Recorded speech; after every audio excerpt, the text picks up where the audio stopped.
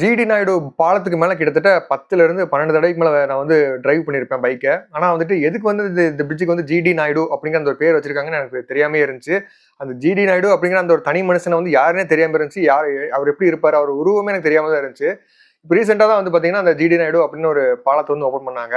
இத்தனைக்கும் அது வந்து அந்த ஜிடி நாயுடு அப்படின்னு சொல்லி ஒரு கூகுள் சர்ச் கூட பண்ணியிருந்திருக்கலாம். ஆனா அது கூட நான் பண்ணல. பண்ணணும்னு நினைச்சேன், ஆனா பண்ணாம இருந்துட்டேன். இப்ப வந்து இந்த படம் வந்ததுக்கு அப்புறம் மாதவன் நடிச்சு வந்துச்சுல்ல அந்த ஒரு படம், ஜிடி நாயுடு படம். அந்த படம் பார்த்ததுக்கப்புறம், அதுக்கப்புறம் வந்துட்டு அவரோட உண்மையான கதையெல்லாம் வந்து நான் படிக்க ஆரம்பிச்சதுக்கப்புறம் தான் புரிஞ்சுது. இவர் இவ்ளோ பெரிய ஆளு, கோயம்புத்தூருக்கு வந்து எல்லாமே குடுத்துருக்காரு. கோயம்புத்தூர வந்து ஒரு மான்செஸ்டரா மாத்துனதே வந்து இவரு தான். அப்படிங்கிறது எனக்கு வந்து அப்பதான் தெரிய ஆரம்பிச்சது. அது மட்டும் இல்ல. இவரு சாதாரண ஆளே கிடையாது. நல்ல ஒரு பிராக்டிகல் ஜீனியஸ். அதே மாரி பிலாந்திராபிஸ்ட், இண்டஸ்ட்ரியலிஸ்ட், பிசினஸ் மேன் இந்த மாரி சொல்லிட்டே போகலாம். இந்த மாரி அவருக்கு வந்து அவர் கால் வைக்காத இடமே இல்ல. அவர் அது மட்டும் இல்லாம எல்லாத்தையுமே வந்து பிராக்டிகலா கண்டுபிடிப்பாரு. ஏகப்பட்ட கிட்டத்தட்ட 90 டிவைசஸ்க்கு மேல கண்டுபிடிச்சிருக்காரு. இதுவும் நம்ம இந்தியனை சேர்ந்த ஒருத்தர் வந்து இவ்வளோ டிவைஸ் கண்டுபிடிச்சது வந்து இதுதான் ஜாஸ்தி. நீங்க மத்த யூரோப் சயின்டிஸ்டா இருக்கட்டும், அவங்கலாம் வந்து பாத்தீங்கன்னா ப்ராப்பரா டிகிரி படிச்சிருப்பாங்க. ஆனா வந்து இவர் வந்து கிட்டத்தட்ட வெறும் 3வது வரைக்கும் தான் படிச்சிருக்காரு. ஆனா வந்துட்டு எல்லாத்தையுமே பிராக்டிகலா வந்து கத்துருந்திருக்காரு. ரிவர்ஸ் இன்ஜினியரிங் பண்றதுல கிங் அப்படின்னா வந்து இவர் தான் இந்தியாலேயே. எந்த ஒரு வண்டியா இருந்தாலும் சரி, எந்த ஒரு காரா இருந்தாலும் சரி, அதோட இன்ஜினை வந்து ரிவர்ஸ் இன்ஜினியரிங் பண்ணி இவரோட மெத்தட்ல புதுசா உருவாக்கிடுவாரு ப்ரோட்டோடைப்பா. அந்த மாதிரி ஒரு ஜீனியஸை பத்தி இந்த வீடியோ நான் சொல்ல போறேன். இந்த மனுஷனை பத்தி, ஜிடி நாயுடு அப்படிங்கிற இந்த தனி மனுஷனை பத்தி பாத்தீங்கன்னா எந்த ஒரு புக்லயும் வந்து நான் படிச்சதும் கிடையாது. பெருசா யாருமே எதுவுமே பேசினதே கிடையாது. இந்த இந்த கோயம்புத்தூர்ல அந்த ஒரு பிரிட்ஜ் போட்டாங்களே, ஜிடி நாயுடு அப்படிங்கிற அந்த பேர் வச்ச ஒரு பிரிட்ஜ் போட்டாங்களே, அதுக்கப்புறம் தான் வந்துட்டு இப்படி ஒரு பேரே இருக்கு, இப்படி ஒரு மனுஷன் இருந்திருக்காரு, வாழ்ந்திருக்காரு, நம்ம கோயம்புத்தூருக்கு எல்லாமே கொடுத்திருக்காரு. கோயம்புத்தூரை வந்துட்டு ஒரு பென்ச் வந்து ஒரு ஹப்பா வச்சு நடத்தணும்னு நினைச்சிருந்திருக்காரு. அந்த அந்த லெவலுக்கு வந்துட்டு பாத்தீங்கன்னா அப்பவே அந்த லெவல்ல இருந்திருக்காரு. அப்படிலாம் இருந்தவர் வந்து யாருமே எதுவுமே கோயம்புத்தூர்ல கூட யாரும் பேசுனது கிடையாது பெருசா. கோயம்புத்தூர்காரங்களே வந்து பாத்தீங்கன்னா ஜிடி நாயுடு அப்படிங்கிற அந்த ஒரு தனி மனுஷனை பத்தி பெருசா பேசினதே நான் பேசி கேள்விப்பட்டதே கிடையாது.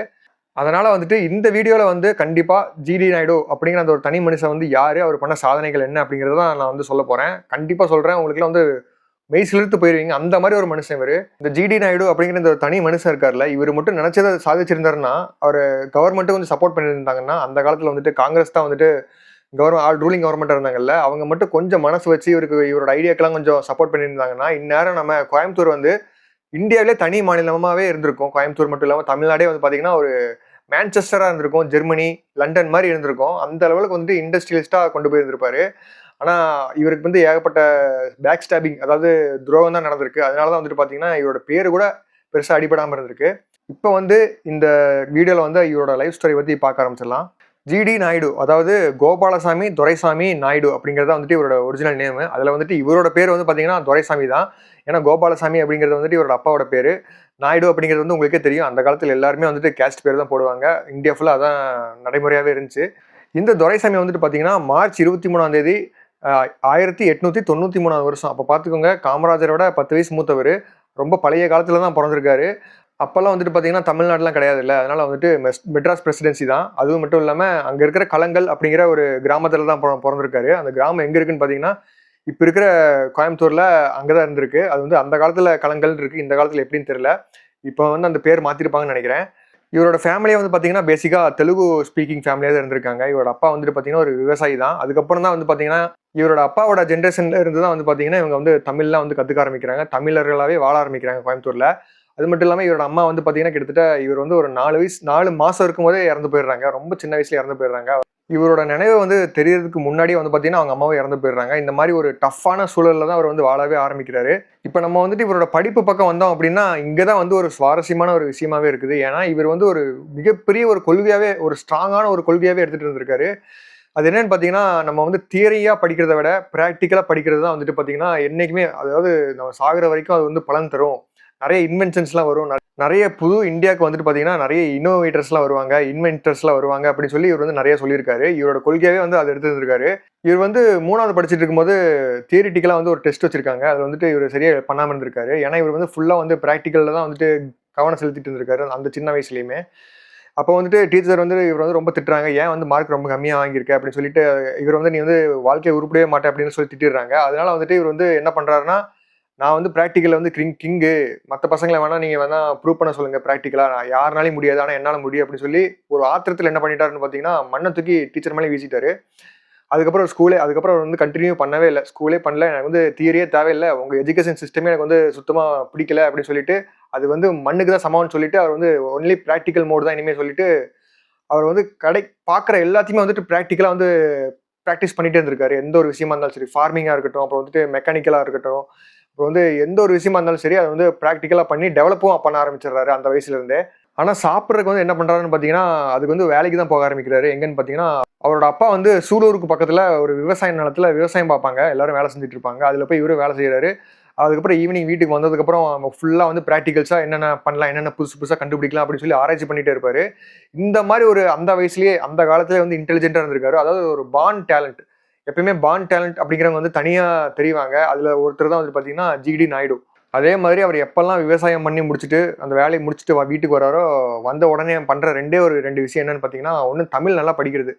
தமிழ் வந்து எப்பவுமே அவர் ரொம்ப இன்ட்ரெஸ்ட் எடுத்து படிப்பாராமா. ஏன்னா, இவருக்கு வந்து தமிழ் பிடிக்கும் அப்படிங்கிறனால. அது போக அதுக்கப்புறம் மீதி இருக்கிற டைம்லலாம் வந்து பார்த்தீங்கன்னா, கிட்டத்தட்ட 4 மணி நேரம் பிராக்டிகலா என்னென்ன பண்ணலாம்? என்னென்ன பொருள்லாம் கையில கிடைக்குதோ, அதெல்லாம் வச்சுட்டு எப்படி எப்படி ஒரு புது டிவைஸ உருவாக்கலாம் அப்படிங்கிற அந்த ஒரு மைண்ட்லயே தான் அவர் வந்து தூங்கும்போது கூட அதான் யோசிப்பாருன்னு சொல்றாங்க. அந்த அளவுக்கு வந்துட்டு ஒரு படிக்காத விஞ்ஞானியா தான் இருந்திருக்காரு. ஜிடி நாயுடுக்கு வந்து கிட்டத்தட்ட ஒரு 16 வயசு இருக்கும். அப்போ வந்து வயல்ல வந்து வேலை செஞ்சுட்டு இருக்காரு. விவசாயம் பண்ணிட்டு இருக்காரு. அப்போ வந்து ஃபர்ஸ்ட் அவர் வந்து ஒரு வாழ்க்கையிலேயே வந்துட்டு ஒரு டர்னிங் பாயிண்ட்டே வந்து அப்பதான் நடக்குது. ஏன்னா, அவர் வந்து அதுக்கு முன்னாடி வந்து இந்த உலகத்துல எங்கேயுமே பார்த்திராத ஒரு விஷயத்த வந்து பார்க்குறாரு. ஒரு அற்புதமான ஒரு விஷயத்த வந்து பார்க்குறாரு. அது என்னன்னு பார்த்தீங்கன்னா, ஒரு பிரிட்டிஷோட ரெவென்யூ ஆபிசர். அவர் வந்து பார்த்தீங்கன்னா, அந்த அந்த வயல் வழியா வந்து ஒரு மோட்டார் சைக்கிள் வந்து ஓட்டிட்டு வராரு. அத வந்து ஃபர்ஸ்ட் அப்பதான் பார்க்குறாங்க. அந்த மக்கள் சுத்தி இருக்கிற மக்களும் அப்பதான் பார்க்குறாங்க. இவரும் அப்பதான் பார்க்குறாரு. அத பார்த்த உடனே மத்த மக்கள்லாம் வந்துட்டு அவங்க வேலைய பார்க்க ஆரம்பிச்சுடுறாங்க. பரவாயில்லையே அதிசயமா இருக்கேன்னு சொல்லிட்டு வாய பொளந்துட்டு அதுக்கப்புறம் அடுத்த நிமிஷமே அவங்க வேலைய பார்க்க ஆரம்பிச்சுடுறாங்க. ஆனா இவரு மட்டும் எப்படி இது ஓடுது அப்படிங்கிறத வந்து கேட்டாகணும் அப்படின்னு அந்த அந்த ஒரு கியூரியாசிட்டி வந்து பில்ட் ஆகுது. பொதுவா வந்துட்டு அந்த காலத்துலலாம் வந்துட்டு பார்த்தீங்கன்னா, மோஸ்ட்லி வந்து மாட்டு வண்டி, அப்புறம் வந்து குதிரை வண்டி, இல்லாட்டி கழுத வண்டி இத மட்டும் தான் வச்சு யூஸ் பண்ணி போயிட்டு இருப்பாங்க. ஆனா தடவ வந்துட்டு எந்த ஒரு விலங்குகளோட சப்போர்ட்டும் இல்லாம ஒரு வண்டி வந்து மூவ் ஆகுது அப்படிங்கறத பார்த்த உடனே அவருக்கு வந்து தூக்கமே வரல. அந்த நைட் ஃபுல்லா தூக்கமே வரல. அடுத்த நாள் எந்திரிச்சதுக்கு அப்புறம் அவர் வந்து முடிவு பண்றாரு. இந்த வண்டி எப்படியாவது போராடியாச்சும் நம்ம வாங்கிடணும். இந்த வண்டியை வாங்கி அது வந்து எப்படிலாம் வேலை செய்யுது, இதோட இன்ஜின்லாம் எப்படியெல்லாம் இருக்கும் அப்படிங்கிறத வந்துட்டு நம்ம படிச்சே ஆகணும். இதை பத்தி நம்ம நிறைய கத்துக்கணும். நம்மளும் இந்த மாதிரி ஒன்று உருவாக்கணும் அப்படின்னு சொல்லி அப்ப நைட் வந்து பிளான் போடுறாரு. அப்போ வந்து யோசிக்கிறாரு. அதுக்காக இவர் என்ன பண்றாருன்னு பாத்தீங்கன்னா, அடுத்த நாள் அதே ரெவென்யூ ஆபீசர் அதே வழியா வராரு. அப்புறம் அவர் நிறுத்தி வந்து கேட்கிறாரு, இந்த மாதிரி இந்த வண்டி எனக்கு தருவீங்களா அப்படின்னு சொல்லி கேட்கிறாரு. அவர் வந்துட்டு பாத்தீங்கன்னா, இல்ல ஒரு 400 ரூபா ரெடி பண்ணு, உனக்கு நான் தந்துடுறேன் அப்படின்னு சொல்லியிருக்காரு. அதுக்காக அந்த 400 ரூபாங்கிறது வந்து அந்த காலத்துல அவ்வளவு பெரிய அமௌண்ட் அது. அந்த அமௌண்ட்டுக்காக கிட்டத்தட்ட 1 வருஷமா உழைக்கிறாரு. 1 வருஷமா நினைச்சு பாருங்க. 1 வருஷமா வந்துட்டு வெயிட்டர் ஜாப், அதாவது ஹோட்டல்ல வந்துட்டு வெயிட்டரா இருக்கிறது, அப்புறம் தட்டு வந்து கழுவுறது, இந்த மாதிரி வேலையெல்லாம் வந்து பாக்குறாரு. பார்த்து நிறைய சம்பாதிக்கிறாரு. 400 ரூபா சம்பாதிக்கிறாரு. ஆனா அந்த 400 ரூபாய் வந்துட்டு இமீடியட்டா போய் வாங்கிட முடியல. ஏன்னா இடையில வந்து அவருக்கு வந்து ஒரு பர்சனல் லைஃப்ல ஒரு சிக்கல் வருது. அதனால வந்துட்டு அந்த 400 ரூபாயில வந்து கிட்டத்தட்ட ஒரு 250 ரூபா வந்து செலவாயிருது.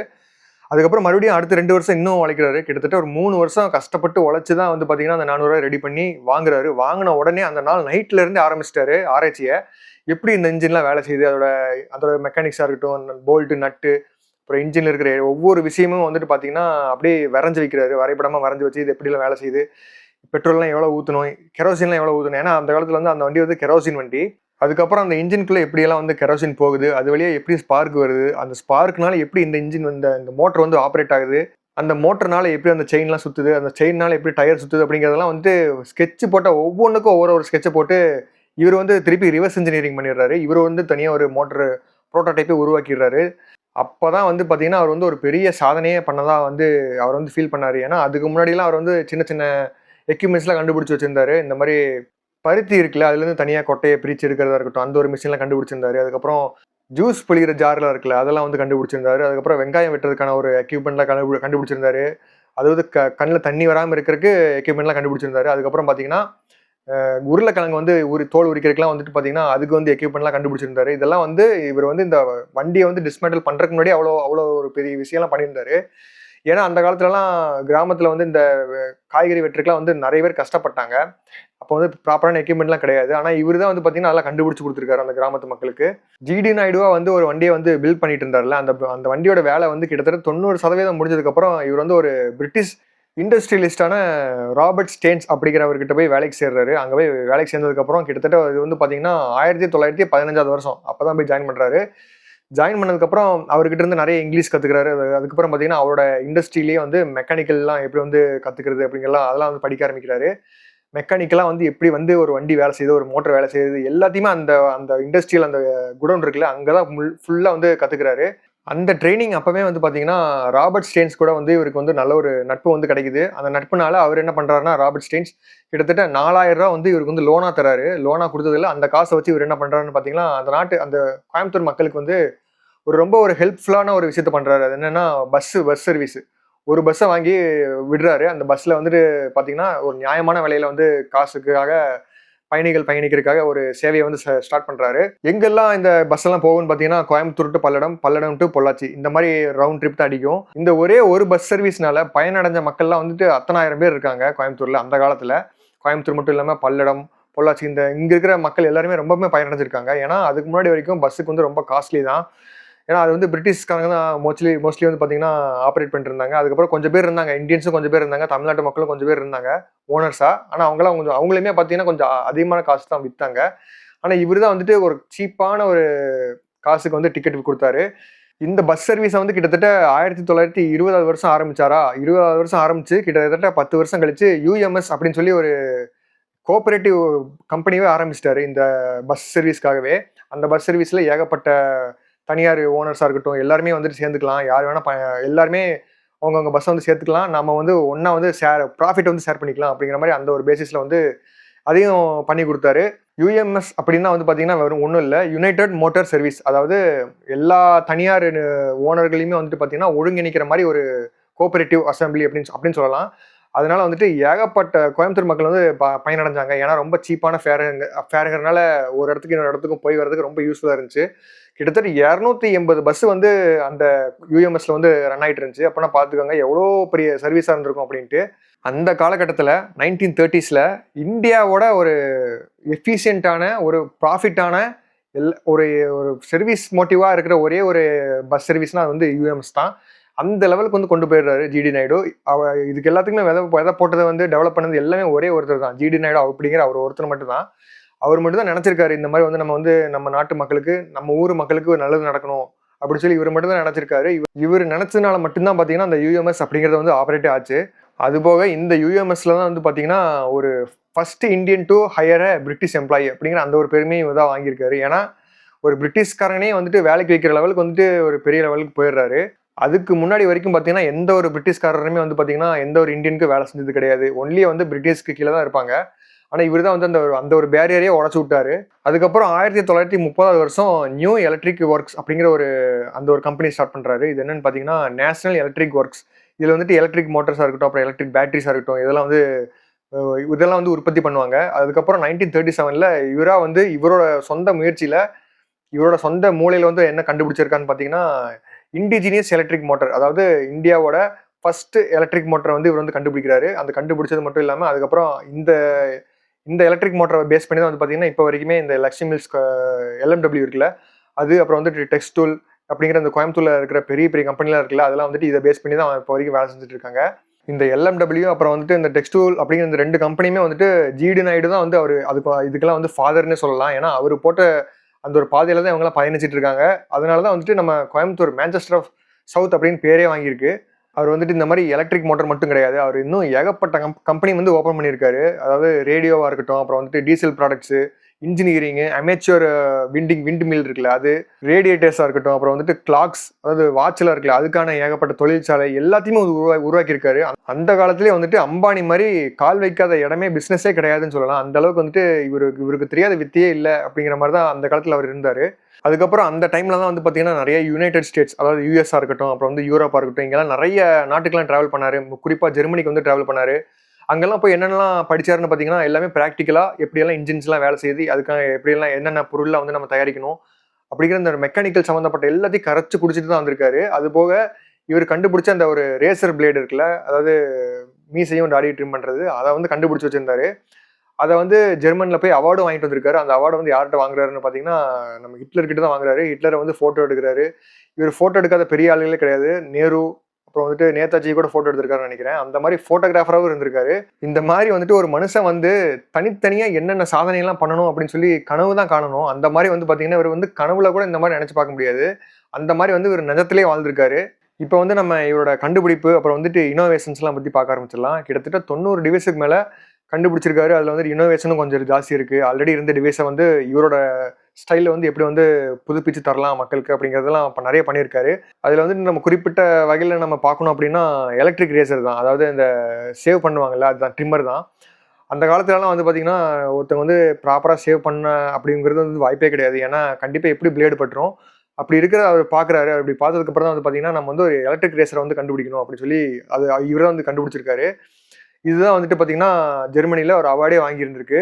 1936ல் லைப்சிக் ஃபேர் அப்படிங்கிற அந்த ஒரு காம்படிஷன் தான். அந்த காம்படிஷனில் ஏகப்பட்ட சயின்டிஸ்ட் வந்து அவங்களோட இன்னோவேஷன்ஸாக இருக்கட்டும், இன்வென்ஷன்ஸாக இருக்கட்டும் எல்லாத்தையும் வந்து கண்டுபிடிச்சு கொண்டு வந்திருந்தாங்க. ஆனால் அதுலேயும் பார்த்தீங்கன்னா இவரோட அந்த ஒரு எலக்ட்ரிக் ரேசர் தான் வந்து அவார்டு வாங்கியிருந்துச்சு. இந்த எலக்ட்ரிக் ரேசரை என்னென்ன காம்பனன்ட்ஸ்லாம் வச்சு இவர் உருவாக்குனாருன்னு பார்த்தீங்கன்னா ஜெர்மனியில் இருக்கிற காம்பனன்ட்ஸாக இருக்கட்டும், அப்புறம் வந்து சுவிட்சர்லாந்து, அப்புறம் ஸ்வீடன், இந்த 3 நாட்டில் இருக்கிற ரா மெட்டீரியல்ஸ்லாம் யூஸ் பண்ணி தான் பார்த்தீங்கன்னா அந்த ஒரு மோட்டரே ரெடி பண்ணி அதை வந்து எலக்ட்ரிக் ரேசரை வந்து உருவாக்கியிருந்தாரு. இதை வந்து ஏகப்பட்ட பேர் பாராட்டியிருந்தாங்க. ஏன்னா ரொம்ப ஈஸியாக இருக்குது சேவ் பண்ணுறதுக்கு அப்படின்னு சொல்லி ஜெர்மன்ஸே பாராட்டியிருந்தாங்க. அதுக்கப்புறம் முக்கியமான ஒரு கண்டுபிடிப்பு என்னன்னு பார்த்தீங்கன்னா கெரோசினில் ரன் ஆகிற ஃபேனு. ஏன்னா அந்த காலத்துலலாம் வந்து எலக்ட்ரிசிட்டி எல்லா இடத்துலையுமே இருக்காது, கிராமத்துலலாம் சுத்தமாக இருக்காது. அவங்களுக்குலாம் வந்துட்டு கொசுக்கடியாக இருக்கட்டும், அப்புறம் வந்து புழுக்கமாக இருக்கட்டும், சம்மர்லாம் ஜாஸ்தியாக இருக்கும் அப்படிங்கிறனால அவங்களுக்காக வந்துட்டு பிரத்யேகமாக கெரோசின்லேயே ரன் ஆகிற ஒரு மோட்டரை வச்சு ஃபேனை வந்து உருவாக்கியிருக்காரு. அதுக்கப்புறம் நம்ம முக்கியமாக பார்க்க போகிற ஒரு பெரிய கண்டுபிடிப்பு என்னன்னு பார்த்தீங்கன்னா 1952 இவர் உருவாக்கின 2 சீட்டர் பெட்ரோல் இன்ஜின் தான். இந்த இன்ஜினை வந்து அவர் வந்து இதுதான் வந்து அவருக்கு வந்து ஒரு பெரிய கனவாகவே இருந்துச்சு. இதே மாதிரி அவர் வந்து காரும் உருவாக்கியிருக்காரு, நிறைய கார் உருவாக்கியிருக்காரு. அதில் வந்துட்டு இதுதான் வந்து ரொம்ப ஒரு பிரத்யேகமான ஒரு ப்ரோட்டோடைப்பு. இந்த டைப்பை வந்து பார்த்தீங்கன்னா கிட்டத்தட்ட 2000 ரூபாய்க்கு வந்து வித்துட்டு இருந்தாரு அந்த காலகட்டத்தில். ஆனால் அதுக்கப்புறம் 1952ல் இந்தியன் கவர்மெண்ட்டே இவரோட முதுகில் குத்துற மாதிரி அந்த இதெல்லாம் ப்ராப்பர் லைசன்ஸ்லாம் கொடுக்காம அதை வந்து அப்படியே ஸ்டாப் பண்ணிட்டாங்க. அதுக்கப்புறம் இவரால் வந்து அது விற்கவே முடியல. அதனால மன உளைச்சலுக்கே போயிடுறாரு இவர். அதுக்கப்புறம் வந்து இவர் வந்து எலெக்ஷனில் கூட நின்றுருக்காரு. எலெக்ஷன் நின்று 1936 ப்ரொவின்சியல் எலெக்ஷன் இருக்கு. அந்த எலெக்ஷனில் நின்று தோத்தும் போயிடுறாரு. தோத்ததுக்கப்புறம் பார்த்தீங்கன்னா அதுக்கப்புறம் எலெக்ஷன் பக்கமே வந்து தலை வச்சே படுக்கல. எலெக்ஷன்லேருந்து அதாவது இந்த அரசியலேருந்தே டோட்டலாக குவிட் ஆகிட்டாரு, வெளியே வந்துட்டாரு. அதுக்கப்புறம் ஃபுல் அண்ட் ஃபுல் இனோவேஷன்ஸாக இருக்கட்டும், அப்புறம் வந்துட்டு ஃபிலாசபி, அப்புறம் வந்து எஜுகேஷனு, அப்புறம் நிறைய இவர் வந்து பிரின்சிபலாக கூட இருந்திருக்காரு காலேஜுக்கு. 1945ல் ஆர்த்தூர் காலேஜ் ஆஃப் பாலிடெக்னிக் அப்படிங்கிற அந்த ஒரு பாலிடெக்னிக் காலேஜை வந்து இவர் தான் ஓப்பன் பண்ணி வைக்கிறாரு. இவர் தான் வந்து அதுக்கு வந்து ஃபவுண்டரும் கூட ஓனும் பண்ணியிருந்தாரு. அது வந்து இப்போ வந்து பார்த்தீங்கன்னா கவர்மெண்ட் பாலிடெக்னிக் காலேஜாக மாறிடுச்சு. அந்த காலேஜ் தான். அந்த காலேஜில் வந்து பிரின்சிபலாக இருந்திருக்காரு. அப்படி இருக்கும்போது அவர் என்ன ஒரு விஷயம் வந்து ஒரு அப்பீல் வைக்கிறாருன்னா பிரிட்டிஷ் கவர்மெண்ட்டுக்கு இந்த எஜுகேஷன் சிஸ்டமை வந்து 4 வருஷம் படிக்கிறது வந்து தேவையே இல்லை, அது வந்து வேஸ்ட் ஆஃப் டைம் அப்படின்னு சொல்லிட்டு அந்த 4 வருஷம் தியரியை வந்து நம்ம 2 வருஷம் ப்ராக்டிக்கல்லே முடிச்சிடலாம் அப்படிங்கிற அந்த ஒரு அப்பீலை வந்து வைக்கிறாரு. இது வந்து நிறைய ஸ்டூடெண்ட்ஸ்க்குலாம் வந்துட்டு ஒரு வரவேற்பாக இருந்தாலும் பிரிட்டிஷ் வந்து அப்போ வந்து மறுத்துடுறாங்க. அதனால வந்துட்டு கோவப்பட்டு அந்த பிரின்சிபல் பதவியை வந்து தூக்கி வீசிட்டு மறுபடியும் இனோவேஷன்ஸ்க்கே வந்துடுறாரு. அதுக்கப்புறம் 1946லேருந்து 1950க்குள்ளே பார்த்தீங்கன்னா ஜிடி நாயுடு சேரிட்டபிள் ட்ரஸ்ட் ஆரம்பித்து அதில் வந்துட்டு யாரெல்லாம் ஆதரவு இல்லாமல் இருக்காங்களோ, ஊனமுற்றோர்களாக இருக்கட்டும், இவங்களுக்கெல்லாம் வந்துட்டு ப்ராப்பராக உதவி போய் சேர்ற மாதிரி அந்த ட்ரஸ்ட் ஓப்பன் பண்ணி அதுலேருந்து ஏகப்பட்ட ஹெல்ப்லாம் பண்ண ஆரம்பிக்கிறாரு. இதில் மட்டும் பலன் அடைஞ்சவங்க வந்து கிட்டத்தட்ட 1000கணக்கில் இருப்பாங்க. அத்தனை ஆதரவு இல்லாதவங்க வந்துட்டு இந்த ஒரு ட்ரஸ்ட்னால பயனடைஞ்சாங்க. இவரை தான் வந்து பார்த்தீங்கன்னா எலெக்ஷன் வந்து தோக்கடிச்சிருக்காங்க. ஆனால் இவரோட கடைசி காலம் வரைக்குமே வந்து இவர் வந்து என்ன ஒரு ஸ்ட்ராங்கான ஒரு பிலீவ் பண்ணியிருந்தாரோ இதுதான் வந்துட்டு நேச்சுரலான ஒரு இப்போ இருக்கிற மக்களுக்கே வந்துட்டு அதான் ஒரு பெர்ஃபெக்டான ஒரு வாதமாகவே இருந்துச்சு. அது என்னன்னு பார்த்தீங்கன்னா practical knowledge is the best knowledge அப்படிங்கிறது. இது வந்து அவர் வந்து அவரோட மரண படுக்கையில் கூட இதுதான் சொல்லிட்டு இருந்தாரு. இந்த ஸ்டூடெண்ட்ஸை வந்து இந்த மாதிரி ப்ராக்டிக்கலாக படிக்க வைங்க, அப்போ தான் அவங்களுக்கு வந்துட்டு நிறைய நாலேஜ் கிடைக்கும், நிறைய சயின்டிஸ்ட் வந்து உருவாகுவாங்க. இப்படி தியரியாக போட்டு திணிச்சிங்கன்னா யாருமே வந்து மூளையே வளராது அப்படின்னு சொல்லி இவர் சொல்லியிருந்திருக்காரு. அவர் மரண படுக்கையில் கூட அதான் சொல்லியிருந்திருக்காரு. ஏன்னா இப்போ நானே நிறைய பார்த்துருக்கேன், ரொம்ப டாப்பராக இருப்பானுங்க. ஆனால் அதை ப்ராக்டிக்கலாக கேட்டோம்னா மக்கு மாதிரி பதில் சொல்லுவானுங்க. தியரியாக நல்லா மக்கடிச்சு பாஸ் பண்ணிடுறது. இந்த மாதிரி தான் வந்துட்டு நான் படிக்கிறேன் இப்போ வரைக்கும் கூட அப்படி தான் இருந்துச்சு. கெமிஸ்ட்ரி, ஃபிசிக்ஸு, அப்புறம் இதிலலாம் வந்துட்டு சென்டம்லாம் எடுப்பாங்க. ஆனால் அவங்ககிட்ட போய் தனிப்பட்ட முறையில் ஒரு ஃபிசிக்கல் எக்ஸ்பெரிமெண்ட்டாக இருக்கட்டும், அப்புறம் கெமிக்கல் எக்ஸ்பெரிமெண்ட்டாக இருக்கட்டும், இதை பற்றி எக்ஸ்பிளைன் பண்ணுறா, இது எப்படி வேலை செய்யுதோ அப்படின்னு சொல்கிறா அப்படின்னு கேட்டோம்னா ஒன்றுமே தெரியாது. அந்த மாதிரி தான் வந்துட்டு இப்போ வரைக்குமே இருக்குது எஜுகேஷன். இதை தான் வந்து அவர் வந்து ப்ரெடிக்ட் பண்ணி நம்ம அந்த காலத்திலேயே கிட்டத்தட்ட 100 வருஷத்துக்கு முன்னாடியே வந்து அவர் சொல்லியிருந்திருக்காரு, practical knowledge is the best knowledge அப்படின்ட்டு. இப்படி வந்து மரணப்படுக்கையிலே இந்த ஒரு கொள்கையை வந்து கைவிடாமல் இருந்தவர் பார்த்தீங்கன்னா ஜனவரி 4ஆம் தேதி 1974 வருஷம் இறந்து போறாரு. இதுக்கு வந்து ரீசன் என்னன்னு பார்த்தீங்கன்னா ஏஜ் தான். ரொம்ப வயசாயிடுச்சு இவருக்கு, வந்து கிட்டத்தட்ட 81 வயசு கிட்ட ஆயிடுச்சு. அதனால வந்துட்டு அந்த வயசுலலாம் வந்து யாருனாலையும் ரொம்பலாம் வந்து சர்வே ஆக முடியாது. அப்படிங்கிறனால வந்து பார்த்தீங்கன்னா இவர் வந்து ஏஜ் காரணமாக தான் வந்து பார்த்தீங்கன்னா அந்த ஒரு ஃபேக்டர்னால தான் இறந்து போறாரு. இதெல்லாம் தான் பார்த்தீங்கன்னா இந்த ஜிடி நாயுடு அப்படிங்கிற ஒரு பெரிய மனுஷனோட ஒரு உண்மையான கதை. இதை வந்து படிச்சதுக்கு அப்புறம் தான் வந்துட்டு இப்படி ஒரு விஷயம் இருக்கு அப்படிங்கிறது இத்தனை வருஷம் நம்ம தெரியாமல் இருந்திருக்கோம் அப்படிங்கிறது வந்து ஒரு குற்ற உணர்ச்சி எனக்கு வந்துச்சு. அதுவும் கோயம்புத்தூர்லேயே இருந்திருக்காரு. நான் இருக்கிறதும் கோயம்புத்தூர் தான். அவரும் வந்து கோயம்புத்தூர்ல தான் இருந்திருக்காரு. அப்படிங்கிறது வந்து யாருமே பெருசா பேசுனது கிடையாது. கோயம்புத்தூர்காரங்க கூட பேசுனது கிடையாது. அப்படிங்கும்போது தான் வந்துட்டு நம்ம வந்து உண்மையான அந்த ஒரு டேலண்ட்டுக்கு வந்து எந்த அளவுக்கு மரியாதை குடுக்குறோம் அப்படிங்கிறது வந்து அப்பதான் எனக்கு புரிஞ்சுச்சு. நெறைய பேர் ஃபேக்கா இருப்பாங்க. ஃபேக்கான ஒரு இன்டெலிஜென்ட் மாரி காமிச்சுப்பாங்க. ஆனா அவங்கள தான் தூக்கி பிடிக்கிறாங்க. ஆனா இந்த மாரி உண்மையான டேலண்ட்ட வந்து பெருசா யாரும் ரெகக்னிஷன் பண்ணிக்கிட்டதே கிடையாது. இவரு வந்து கோயம்புத்தூருக்கு குடுக்காத விஷயமே கிடையாது. இவரு வந்து கோயம்புத்தூர வந்து ஒரு ஜெர்மன் மாரி மாத்தணும்னு நெனச்சாரு. ஒரு மேனுஃபேக்சரிங் ஹப்பா இருக்கணும். ஒரு ஜெர்மன் பென்ஸ், BMW அந்த மாரி வந்து நம்ம இங்க வந்து உருவாக்கி இருந்திருப்போம். ஆனா இவரோட ஐடியா மட்டும் சக்சஸ் ஆயிருந்துச்சுன்னா இதெல்லாம் நடந்திருந்திருக்கும். அது வந்து நடக்காம போயிடுச்சு. இதுக்கு வந்து ஒரு வகையில நம்ம இந்தியன் கவர்மெண்ட்டும் ஒரு முதுகுல குத்திருக்காங்க இவருக்கு. இவருக்கு வந்து ஏகப்பட்ட கடைசி காலத்துலலாம் ஏகப்பட்ட சிக்கல வந்து குடுத்தாங்க. அதனால தான் வந்துட்டு பார்த்தீங்கன்னா, இவர் வந்து மன உளைச்சல் ஆயி, அதுவும் இல்லாம வயசு வந்து ஜாஸ்தி ஆயிடுச்சுனால இறந்து போயிட்டாருன்னு சொல்றாங்க. இதுதான் நான் இந்த ஜிடி நாயுடு அப்படிங்கிற ஒரு பெரிய மனுஷனோட அந்த ஒரு வாழ்க்கை வரலாறு. இந்த மாரி ஒரு வரலாறு இருக்கிறனால தான் வந்து பார்த்தீங்கன்னா, கோயம்புத்தூர்ல ஜிடி நாயுடு அப்படிங்கிற அந்த ஒரு பெரிய பிரிட்ஜுக்கு வந்து பேர் வச்சிருக்காங்க. ஒர்த்தான ஒரு ஆளு தான். ஒர்த்தான ஒரு நேம் தான். ஒர்த்தான ஒரு பிரிட்ஜு. இந்த ஜிடி நாயுடுவோட இந்த ஒரு வாழ்க்கை வரலாறு வந்து உங்களுக்கெல்லாம் இன்ஃபர்மேட்டிவா இருந்திருக்கும்னு நினைக்கிறேன். நிறைய விஷயங்கள் வந்து தெரியாம இருந்துச்சுன்னா, இது மூலமா தெரிஞ்சிருப்பீங்க. இதே மாரி இன்னொரு வீடியோல மீட் பண்றேன். தேங்க் யூ ஆல் ஃபார் வாட்சிங்.